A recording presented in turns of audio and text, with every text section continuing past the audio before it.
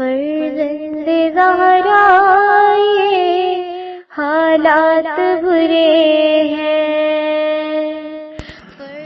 کاشانۂ بصیرت ایک ایسا مکمل یوٹیوب چینل جس پر محروم بصارت کے لیے بالخصوص اور تمام افراد کے لیے بالعموم سینکڑوں کی تعداد میں اسلامی کتب دستیاب ہیں۔ لہذا گزارش ہے کہ آپ اپنی ذمہ داری نبھاتے ہوئے کاشانۂ بصیرت کو سبسکرائب کرنے کے ساتھ ساتھ بیل آئیکن کو پریس کیجیے تاکہ آپ علم کے حصول کے ساتھ ساتھ مذہب اہل بیت کی اشاعت میں بھی اہم کردار ادا کرتے رہیں۔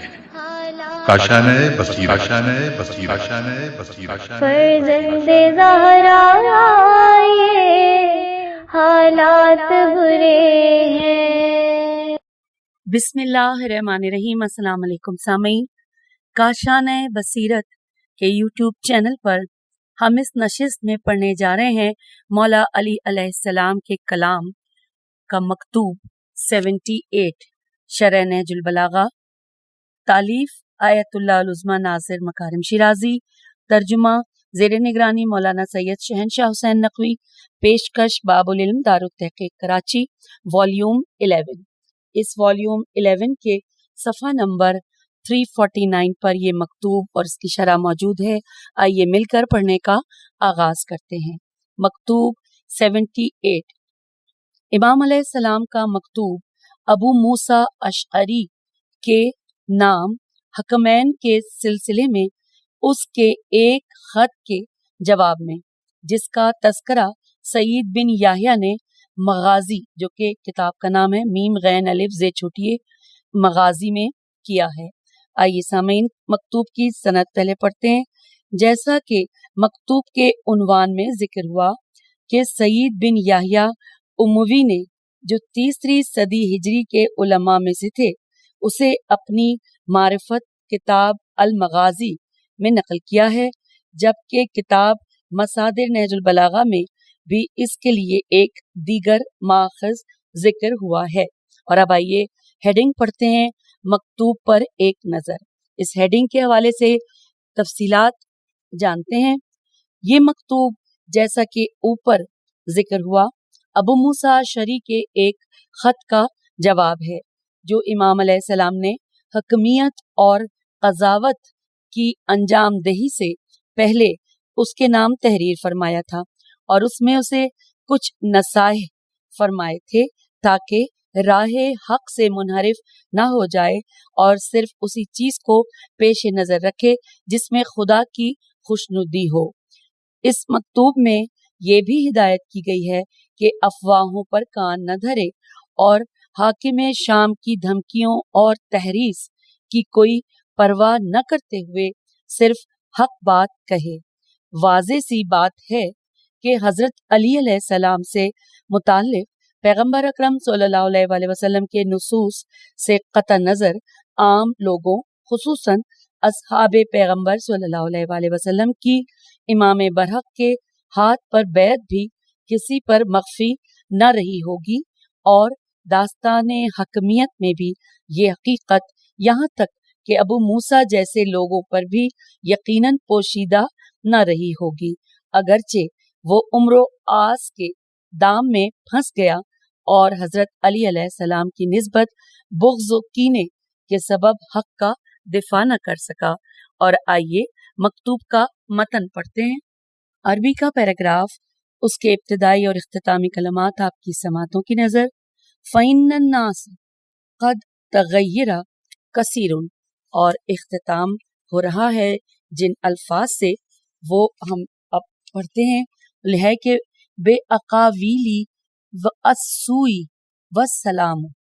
ترجمہ: کتنے ہی لوگ ایسے ہیں جو آخرت کی بہت سی سعادتوں سے محروم ہو گئے ہیں، دنیا کی طرف جھک گئے ہیں اور خواہشات کے مطابق بولنے لگے ہیں۔ میں اس امر کی وجہ سے ایک حیرت و استعجاب کی منزل میں ہوں جہاں ایسے لوگ جمع ہو گئے ہیں جنہیں اپنی ہی بات اچھی لگتی ہے۔ میں ان کے زخم کا مداوع تو کر رہا ہوں، لیکن مجھے خوف ہے کہ کہیں یہ منجمد خون کی شکل نہ इख्तियार कर ले और याद रखो कि उम्मत पैगंबर सल्लल्लाहु अलैहि वसल्लम की शिराजा बंदी और उसके इत्तेहाद के लिए मुझसे ज्यादा ख्वाहिशमंद कोई नहीं है, जिसके जरिए मैं बेहतरीन सवाब और आखिरत की सरफराजी चाहता हूँ, और मैं बहरहाल अपने अहद को पूरा करूँगा, चाहे तुम उस बात से पलट जाओ जो आखिरी मुलाकात तक तुम्हारी जबान पर थी। यकीनन बदबख्त वो है जो अक्लो तजर्बे के होते हुए भी इनके फवायद से महरूम रहे।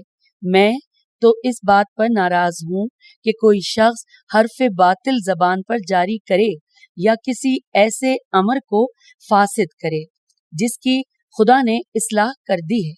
लिहाजा जिस बात को तुम नहीं जानते हो उसको नजरअंदाज कर दो कि शरीर लोग बुरी बातें तुम तक पहुंचाने के लिए उड़कर पहुंचा करेंगे। वसलाम इन्वर्टेड कॉमा क्लोज। और अब आइए शरह तफसीर पढ़ते हैं। हेडिंग है राह हक से मुनहरिफ ना हो और फितनों को खामोश करो।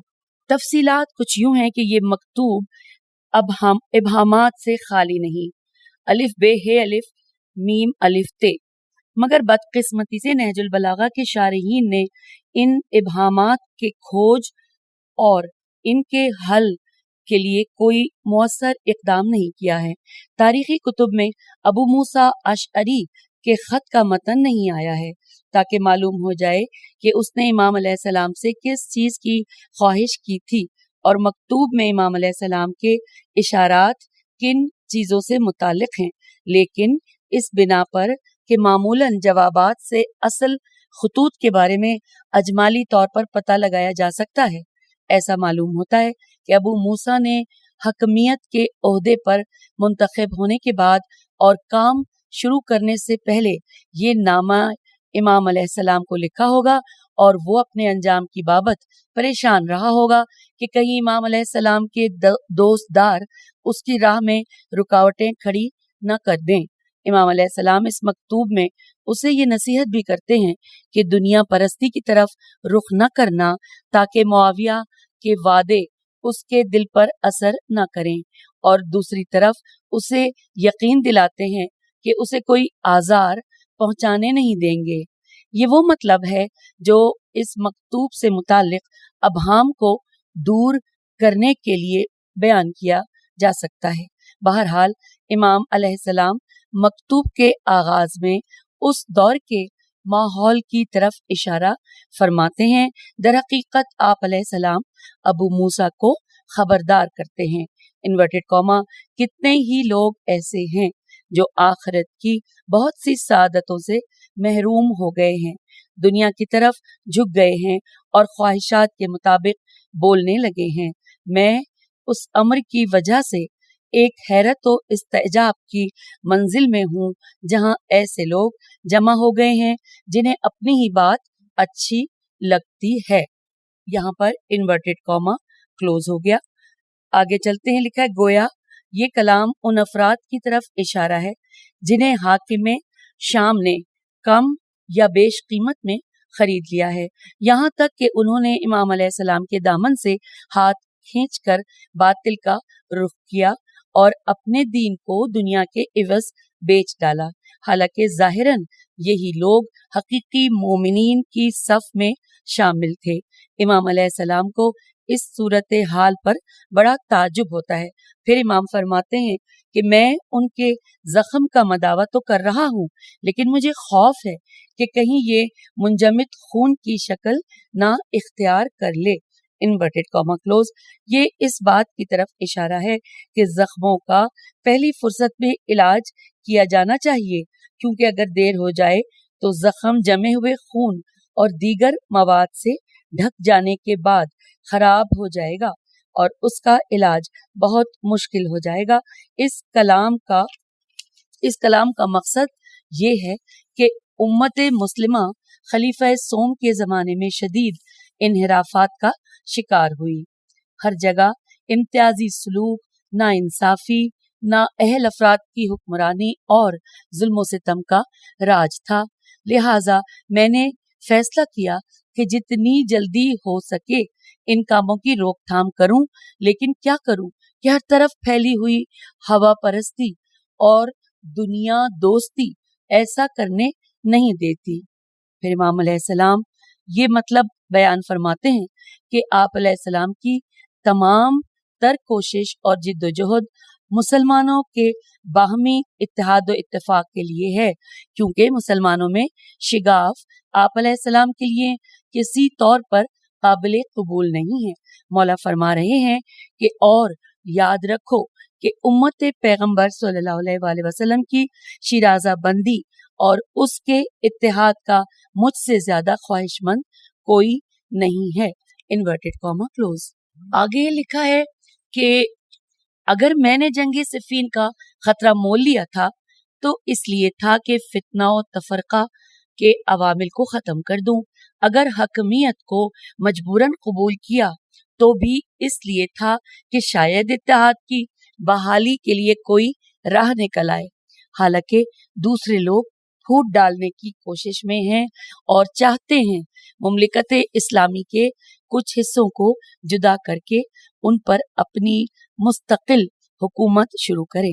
پھر امام علیہ السلام فرماتے ہیں انورٹڈ کاما کہ جس کے ذریعے میں بہترین ثواب اور سرفرازی آخرت چاہتا ہوں، انورٹڈ کاما کلوز، لکھا یہ اس بات کی طرف اشارہ ہے کہ اگر میں وحدت امت اور ان کے درمیان الفت کے لیے کوشش کر رہا ہوں یا ان کی خرابیوں کی اصلاح کے لیے جد و جہد کر رہا ہوں تو یہ ان پر حکومت کرنے کے لیے نہیں بلکہ پروردگار کی رضایت اور خوشنودی کی طلب میں ہے۔ پھر امام علیہ السلام فرماتے ہیں انورٹڈ کاما کہ اور میں بہرحال اپنے عہد کو پورا کروں گا، انورٹڈ کاما کلوز۔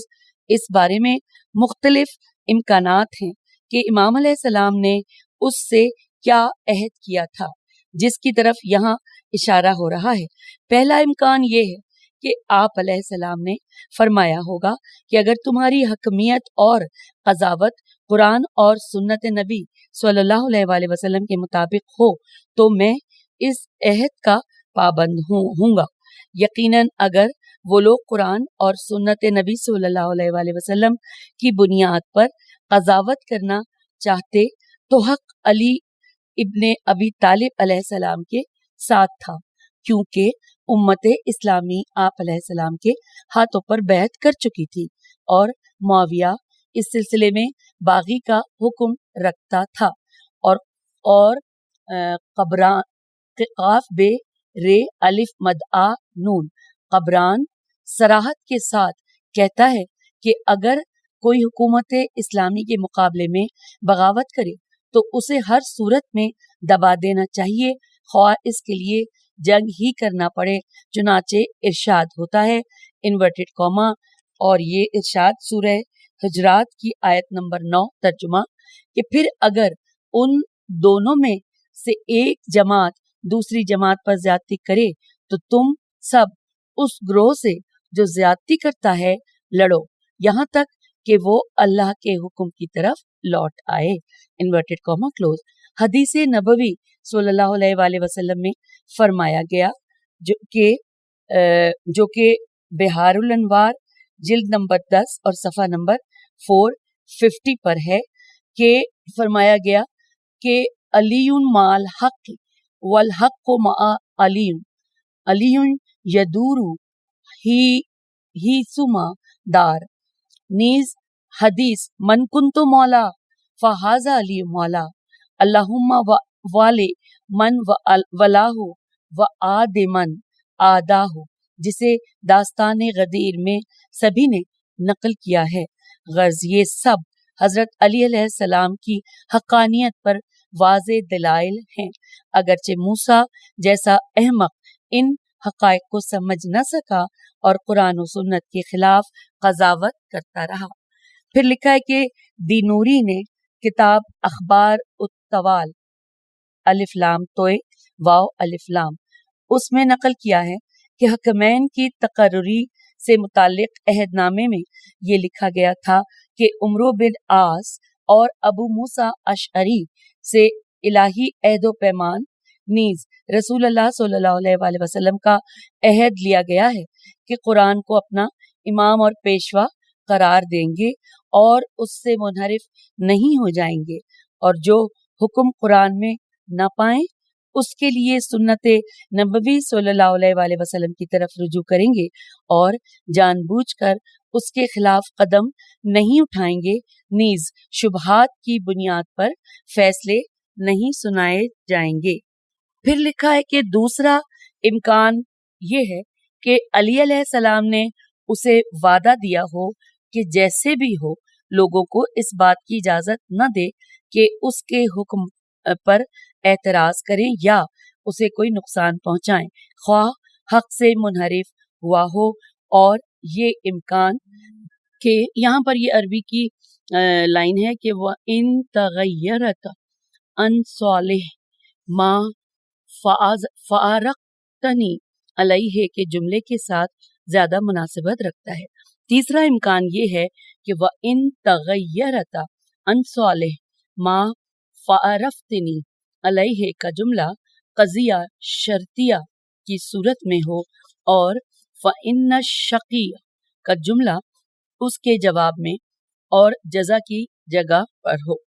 پھر لکھا ہے کہ اس صورت میں معنی یوں ہوں گے کہ اگر تم اس بات سے پلٹ جاؤ گے جو مجھ سے آخری ملاقات تک تمہاری زبان پر تھی اور حق و عدالت اور کتاب و سنت کے خلاف حکم کرو گے تو یقیناً بدبخت ہو جاؤ گے، کیونکہ بدبخت وہ ہے جو عقل و تجربے کے ہوتے ہوئے بھی اس کے فوائد سے محروم رہے، انورٹڈ کاما کلوز۔ پھر لکھا ہے کہ اس معنی کے مطابق وَسَعَافِي بِالَّذِي وَآیَتُ عَلَى نَفْسِي، یہ ترجمہ کہ میں تم سے کیا ہوا اپنا وعدہ نبھاؤں گا، انورٹڈ کاما۔ یہ جو جملہ ہے اس کا جملہ بعد کے جملوں سے جدا ہوگا، اور امام علیہ السلام نے صرف یہی وعدہ دیا تھا کہ اگر وہ کتاب و سنت کے مطابق حکم سنائیں تو انہیں تسلیم کریں گے۔ صالح ما فارقتنی علیہ کی تعبیر ممکن ہے اشارہ ہو اس جانب کہ ابو موسیٰ نے امام علیہ السلام کی خدمت میں وعدہ کیا تھا کہ میں اپنے فیصلوں میں قرآن و سنت سے منحرف نہ ہوں گا اور ظلم و شقاوت کی وادی میں قدم نہ رکھوں گا۔ پھر امام علیہ السلام اس مکتوب کے آخر میں ابو موسیٰ سے 2 نقطے بیان فرماتے ہیں۔ پہلا نقطہ یہ انورٹڈ کاما میں تو اس بات پر ناراض ہوں کہ کوئی شخص حرف باطل زبان پر جاری کرے یا کسی ایسے امر کو فاسد کر دے جس کی خدا نے اصلاح کر دی ہے، انورٹڈ کاما کلوز۔ یہ اس بات کی طرف اشارہ ہے کہ اگر تم حکمیت کے معاملے میں کتاب و سنت پر عمل کرو گے اور حق گوئی کے ساتھ اصلاح کی راہ پر چلو گے تو میں اس کا دفاع کروں گا۔ دیکھو، غلط بات زبان پر نہ لانا اور مسلمانوں کے معاملات میں فتنہ انگیزی سے باز رہنا۔ دوسرا نقطہ یہ کہ آپ علیہ السلام فرماتے ہیں انورٹڈ کاما کے لہٰذا جس بات کو تم نہیں جانتے ہو اس کو نظر انداز کر دو کہ شریر لوگ بری باتیں تم تک پہنچانے کے لیے اڑ کر پہنچا کریں گے، وسلام، انورٹڈ کاما کلوز۔ یہ ایک اہم مسئلہ ہے کہ ہر معاشرے میں 2 چیزیں فتنے کا سبب بن سکتی ہیں۔ پہلی بے بنیاد افواہیں جو بعض اوقات خود غرض افراد کی طرف سے جان بوجھ کر معاشرے کے نظام کو درہم برہم کرنے کے لیے پھیلائی جاتی ہیں، اور بعض اوقات کچھ غلطیوں اور مبالغہ آمیز خبروں کی وجہ سے بھی فتنے پیدا ہوتے ہیں۔ پھر یہ کہ بہت سے لوگ ہمیشہ کوئی نئی چیز سننے کے منتظر ہوتے ہیں، اور اسی طرح بعض لوگ دوسروں کو عجیب و غریب اور سنسنی خیز باتیں سنا کر لطف اندوز ہوتے ہیں، اور یہی باتیں بہت مضر افواہوں کے پھیلنے کا باعث بنتی ہیں۔ دوسری یہ کہ برے اور فاسد قسم کے لوگ جھوٹ، تہمت اور چغلخوری کے ذریعے یہ کوشش کرتے ہیں کہ معاشرے کے حساس عہدوں پر فائز افراد کے ذہنوں میں الجھن پیدا کریں اور انہیں لوگوں یا بعض خاص افراد کی نسبت بدگمان کر دیں۔ اور اس طرح بدگمانیوں اور اختلافات سے فائدہ اٹھائیں۔ عرب شاعر اس بارے میں کہتا ہے، ترجمہ ہم پڑھیں گے کہ یہ بد عقیدہ لوگ اگر کوئی اچھی بات سنے تو اسے چھپا دیتے ہیں، اور اگر کوئی بری خبر سنے تو فوراً اسے پھیلا دیتے ہیں، اور جب کوئی بھی بات نہ سنے تو جھوٹ ہی گھڑ لیتے ہیں۔ Inverted comma close.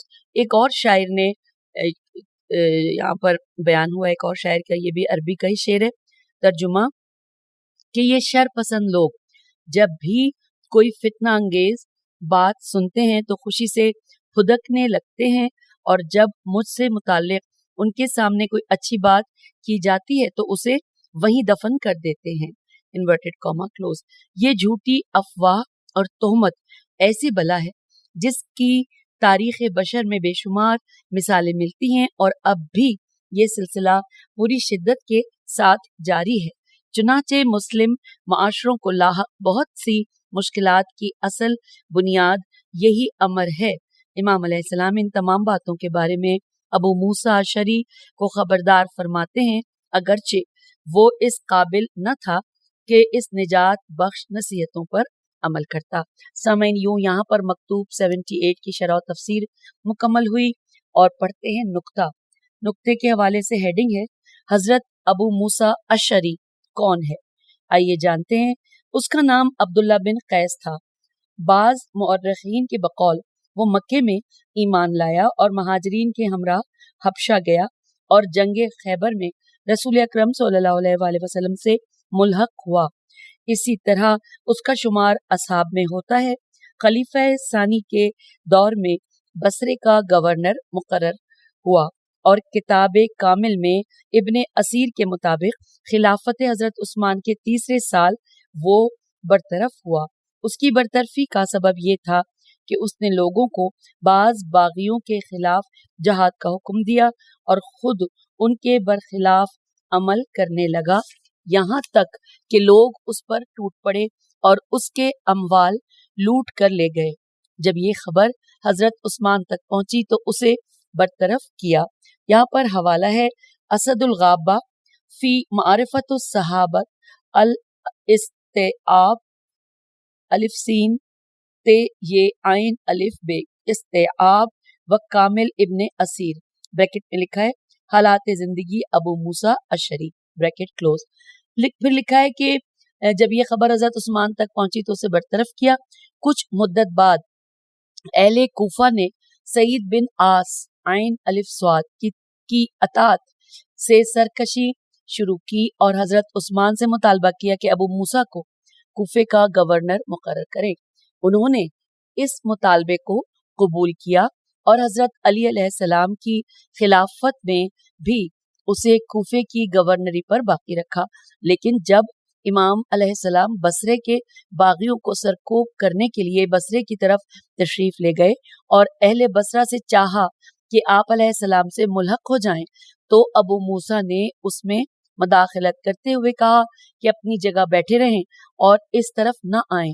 مالک اشتر رضی اللہ نے کوفے آ کر اسے گورنری کے عہدے سے فارغ کر دیا، اور اہل کوفہ کو بصرہ کے باغیوں سے لڑنے یعنی جنگ جمل کے لیے تیار کیا۔ یقیناً اس واقعے کے بعد ابو موسیٰ کے دل میں حضرت علی علیہ السلام اور آپ علیہ السلام کے دوست داروں کی نسبت دشمنی پیدا ہوئی، اور وہ اس انتظار میں تھا کہ کوئی مناسب موقع ہاتھ آئے تو انتقام لے۔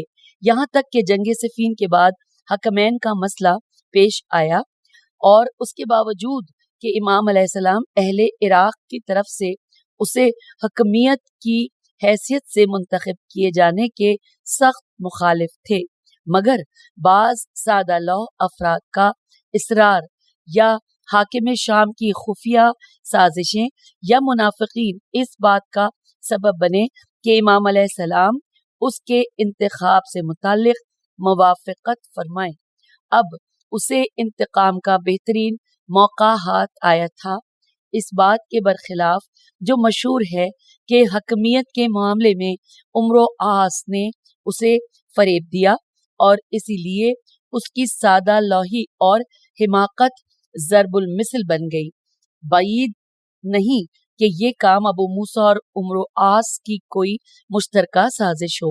اسے یقین تھا کہ حضرت علی علیہ السلام کی حکومت میں وہ زیادہ ترقی نہیں کر سکے گا، لیکن معاویہ کی حکومت میں اس کے لیے راہ کھلی تھی اور خوب مادی ترقی پا سکتا تھا۔ پھر لکھا ہے یہی وجہ ہے کہ اس کی مذمت میں شدید روایات وارد ہوئی ہیں جو اس بات کی نشاندہی کرتی ہیں کہ وہ ایک نہایت خبیث اور جرائم پیشہ شخص تھا۔ ابن ابی الحدید اس سے متعلق اپنی شرح نہج البلاغہ میں نقل کرتے ہیں کہ علی علیہ السلام فجر اور مغرب کی نمازوں کے بعد بعض لوگوں پر لعنت کرتے تھے، جن میں سے ایک ابو موسیٰ اشعری تھا۔ حوالہ ہے شرح نہج البلاغہ ابن ابی الحدید جلد نمبر 2 صفحہ نمبر 260۔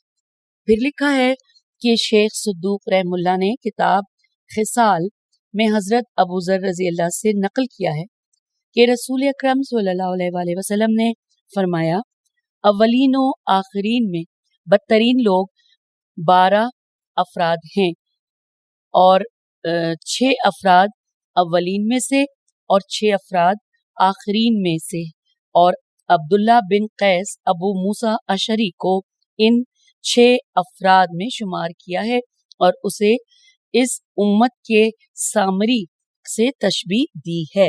یہ تشبیہ اس بات کا پتہ دیتی ہے کہ وہ ایک پیچیدہ فریبی اور خطرناک شخص تھا۔ امام علی بن موسیٰ رضا علیہ السلام کی ایک روایت میں نقل ہوا ہے کہ ابو موسیٰ اشعری سے اظہار بیزاری خالص اسلام ہے اور وہ جہنم کے کتوں میں سے ایک ہے۔ حوالہ نوٹ کیجئے بہار الانوار جلد نمبر 10 صفحہ نمبر 358 حصہ نمبر 1۔ اسی طرح اور بھی متعدد روایات اس کی مذمت میں وارد ہوئی ہیں، اور کتاب معجم الرجال میں آیت اللہ خوئی رحم اللہ کے مطابق اس کی باطنی خباثت اور حضرت امام علی علیہ السلام سے دشمنی اور عداوت سب پر واضح تھی۔ اس کی رسوائی کے لیے یہی کافی ہے کہ اس نے حکمیت کے واقعے میں اپنے خیال میں امیر المومنین علیہ السلام کو خلافت سے معزول کیا۔ حوالہ نوٹ کیجئے معجم الاحادیث جلد نمبر 10 صفحہ نمبر 287۔